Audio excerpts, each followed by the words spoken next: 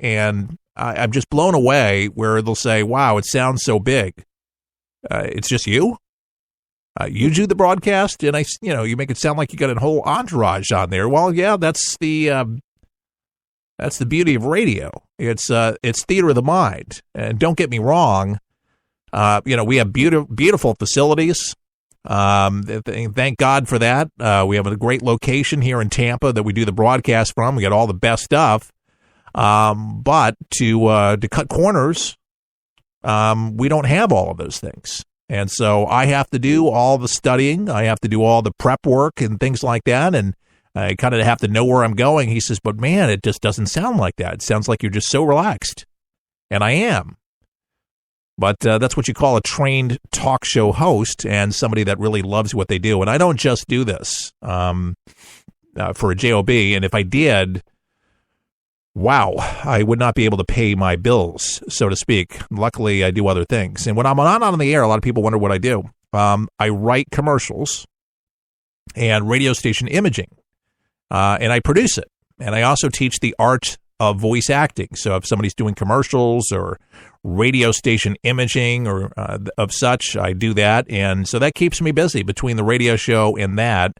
And, who knows? People have asked, if you got a good enough deal, would you do 2-3 hours? I said, if it's a good deal, and if it really makes sense and I can continue doing what I'm doing now and do more of it and expand upon all of those things, that would be terrific. That would be great. But really, this is about America, as Donald Trump says, making it great again, strengthening the country, not antagonizing people, not upsetting people, not demonizing people, not pitting people together or against each other, rather. I mean, it is trying to have a conversation with American people, whether you're on the left or the right, but looking at the real stories and saying, okay, what can we do to come together on this instead of fighting so much?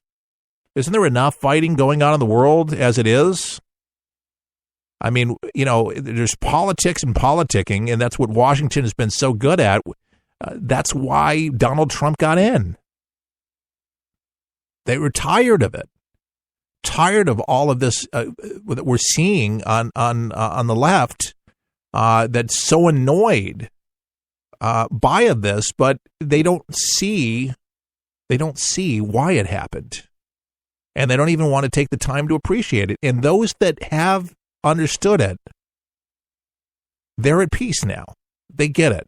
And they're saying to the left, take some lessons from this. Michelle Obama's words, what did she say? When they go low, we go high. The left is not going high, they're going low. As low as they possibly, and it's not benefiting the left at all. It's backfiring.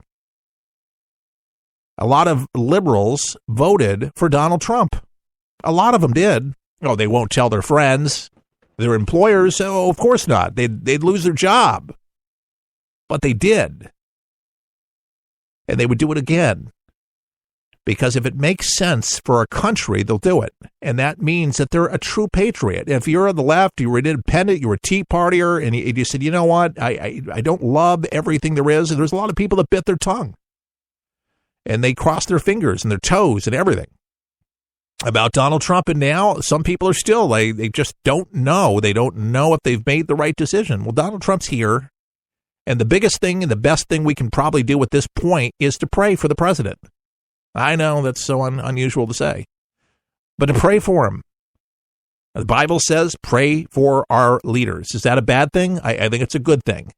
Pray for all of our leaders, not just him, for those that advise him, the Congress, the Senate, and also praying that there's more unity in this country, because the more unified we are, the better deals we'll get.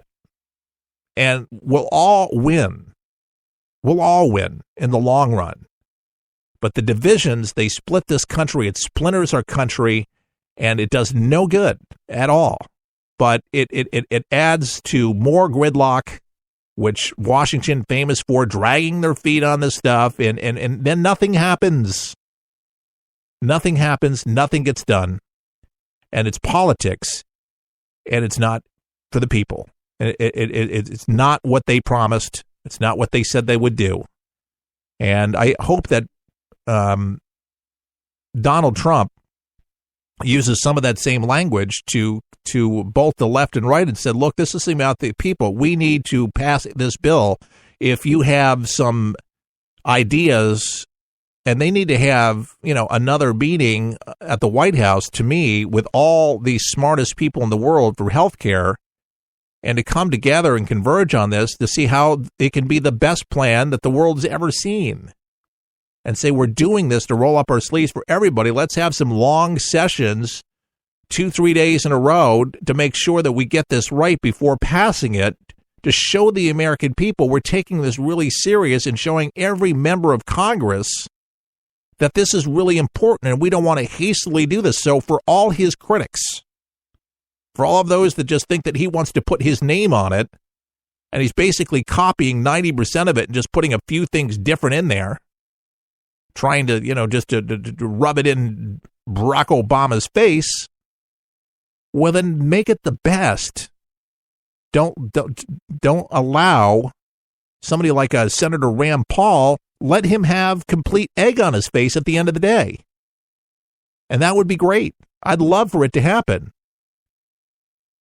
Maybe there's a reason why you get people like Senator Rand Paul. Maybe the little accountability goes a long way within the own party instead of just go amok and, maybe that's a maverick mentality. Maybe it's a good mentality. It's not just him. There's concerns with other Republicans that don't like this plan because it really is just too reminiscent of the old one. And as everybody's fully aware, the old one wasn't working. And pretty reminiscent of the website that wasn't working for a while, Obamacare website. Remember when they rolled that whole thing out?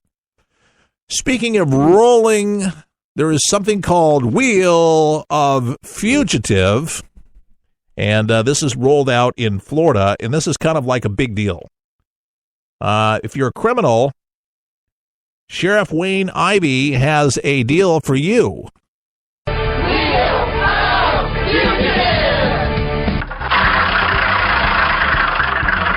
This week, looks like we're going to look for Johnny L. Robinson. Now, Mr. Robinson, you know how this works. As soon as everybody sees your picture up here, your inner circle, everybody in the community is going to start looking for you. So we're going to ask you to do the right thing. Man up, turn yourself in. Man up and do the right thing. You got to love it. Sheriff Wayne Ivey. Now, he's never going to be mistaken for, say, Vanna White and Pat Sajak, but it's a weekly Wheel of Fugitive broadcast in Brevard County, Florida, and posted to Facebook. Isn't a game contestants want to win either. It's not a game they want to win. But each Tuesday, seriously, a new fugitive is singled out for attention based on the luck of the spin, and Ivey's game show, complete with flashy graphics and rock soundtrack, have caught numerous fugitives, with some even turning themselves in. And people love to watch it. we want for them to do the right thing, turn themselves in, Ivey said. A number of them have. A number of their families have turned them in, usually within a very short period of time if their inner circle has alerted them to the fact, if they didn't see it, if they are on the Wheel of Fugitive. And Ivey says the concept has been well received in the community of about 600,000, and he judges the response by the number of Facebook comments and shares, and also by the comments he receives when out doing public speaking. Wheel of Fugitive, a broadcast in Brevard County, calling out more. I think it's a brilliant idea. And a lot of the cable companies across the country have really suffered for advertising dollars because it's exuberant. I mean, just the price of doing business these days, and let alone for a TV station. But to make money, to me, every county should actually have one. I mean, Hillsborough County should have one of these. I think it's the sheriff here in Hillsborough County should have one, but every county should. And can you imagine the sponsors? You could have bail bondsmen. You could have pawn shops. I mean, things that just kind of make sense. So every cable company, whether it's Spectrum, which was what formerly Bright House, and all the cable companies have changed their names, too. It's hard to keep up with. It's not Verizon anymore, either. They have these new names, but switched over. But, man, if you're Brevard County, and if you're not, if you just want to see it and want to have a good laugh, you just go to Facebook, and you can just put in the query Wheel of Fugitive. And you can just see Sheriff Wayne Ivey, or you can just type his name in, and then the videos will come up. But the concept, again, the community loves, and for so many folks that have turned themselves in, I mean, this should be mandatory, in my opinion. It should be every single county, because there, at any one given time, I mean, there's just thousands of people wanted, for one reason or another, child support or whatever it is, and then their crime is called out. So, if you're a deadbeat dad and you're taking off on your kids or whatever it is, you're wanted for manslaughter or for theft or whatever it is. But recently, Comedy Central's The Daily Show made fun of Ivey and his wheel of, they called it Wheel of Ivey, who prides himself on his sense of humor, didn't mind being a punchline for the comedy show because of the attention it brought to what his department is doing to remove criminals from the streets. He says the fact that Wheel of Fugitive is being viewed that much and shared that much, that if reached that levels, tells you that the engagement we're growing in an audience, he says, and that's what we want. We want the community to be engaged and help protect the community. So if you think this is a great idea, my point is you should call your cable company. Maybe you host it or talk to the sheriff about it. But you could come up with some sponsors pretty quick for the cable company. Maybe you got a local TV channel that's struggling, or could just use some more money. And there you got a hit show. I mean, I don't know about your community, but I've worked for some smaller radio stations many, many years ago before I hit some of the bigger stations. And I had the best time, by the way. Some of the smaller stations were just the best. That's real radio. But the obits were like the biggest highlight of the radio station, the obituaries. And people tuned in, and man, they listened to the names. When you're getting old, when you're listening for the names to who died. But, they had great sponsorships around it. It was tied in with the newscast. And even the local newscast did great. But, man, when the obits came up, you got the florists and the funeral homes, and all of them kind of wrapped up nicely there. And they were locked in. They were like, the title sponsor of the best funeral home in town sponsoring it. So, man, nothing like hometown radio. Wheel of Fugitive. Check it out.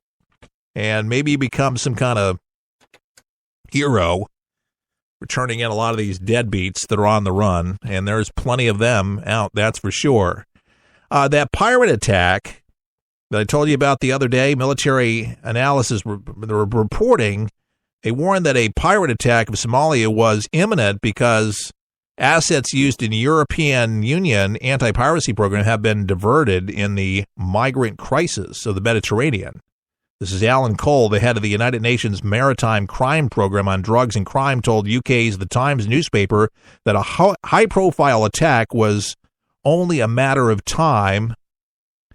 And United Nations warned in October that a situation was fragile and that some Somali pirates poised the intent and capability to resume attacks. One expert said that some of the region had let down their guard. Here's the optimal word.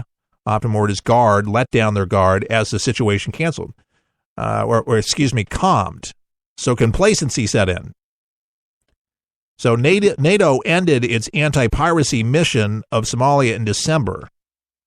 So armed pirates are demanding a ransom for the release of an oil tanker they have seized off the coast of Somalia, and the crew is being held captive. The European Union anti-piracy operation in the region announced late yesterday. So, a EU naval force statement said that the operation had finally made